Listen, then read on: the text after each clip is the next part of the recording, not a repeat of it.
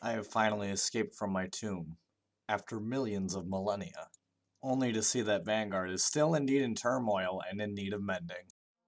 Hello again, it is me, Lime, the one, the only, the person who has no idea what he's talking about but still makes videos on Vanguard anyway.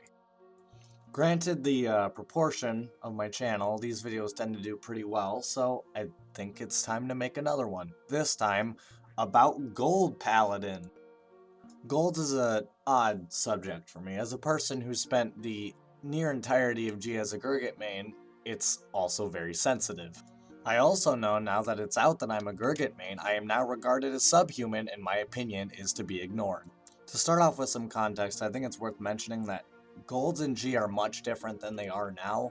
Golds and G definitely called more, they definitely hit a lot more, but that is generally the consensus with G, is that clans did more of what they're doing now. And while I do curse Bushiroad every day for gutting my beautiful sunchild, I do not debate that it's probably easier to balance golds in the right way in the direction they're going now. Golds still stick to their original tactic of swarming the field and being this almost sort of berserker type deck in V-Series. They're there to hit you fast and hard as fast as possible. Ezel backs this up in the fact that his new skill allows him to superior ride when you have a certain amount of conditions met, which by the way, are really not hard to meet.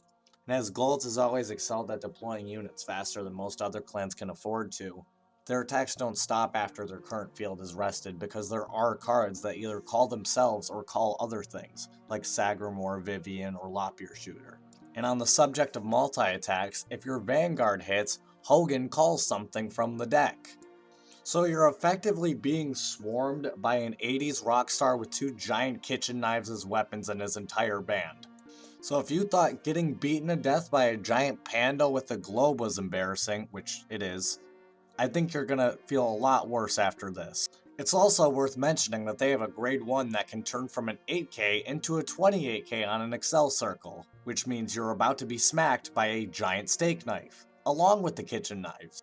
Your image as you lose is literally your Vanguard being turned into sushi.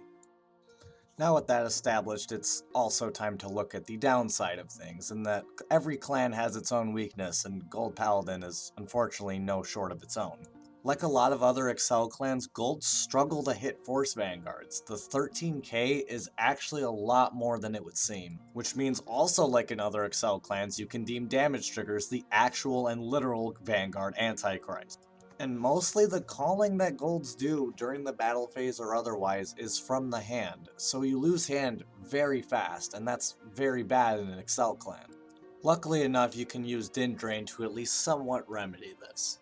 But even then, things might still get a little hairy as that costs soul, and that's another thing that Golds tend to have a hard time generating now that so many things use Soul Blast. So really, to make a long story short, your best case is that you try to aggro your opponent to death before they can start generating resources. But keep in mind, at this time I'll probably speak too soon because within one set's time, Ezel will have upgraded his kitchen knives into chainsaws for arms. In this next wave of support, I feel like Golds could really benefit off a number of things like draw power, some soul charge, and please Bushiroad, give them power to hit Force Vanguards, please. Ultimately, I feel like that's the biggest weakness of the deck and what's turning people away from Excel so often is that you cannot hit Force Vanguards. You're supposed to rush, but you can't hit the Force Vanguard, so they'll just sit and laugh at you. And if you drop all your resources to try to hit the Force Vanguards, they come back and gut punch you into space with unblockable numbers. That's at least the case for Gold Paladin so far as I can tell. I know there are some Excel clans that don't struggle nearly as much like Aquaforce or Murakumo. Overall, I'd say the deck is pretty solid, just needs a little bit of work. I personally really like the direction they went, even though I'm not the biggest fan of Ezel, but you know, that's how it is sometimes. Ultimately, I think it's an acceptable cost to pay for having your clan be at least slightly better than it was. I may miss Gurgit a lot, but you know, they're doing a good job with it this time. Well, that's all the rabble that I've got for Golds. This was actually a really fun video to make as I knew a lot about the topic, so you know, it wasn't all bad as I said it would be. I just want to let you few people who are watching out there know that this is really fun for me and I appreciate all the support that I've gotten where I've gotten it. It's been very nice to see comments and criticisms. Thinking about making another one of these next week, but you guys know with how my upload schedule is, that could be a very empty promise, but we'll just have to see how that goes. Anyway, thanks for watching, appreciate it, and I'll see you guys next time.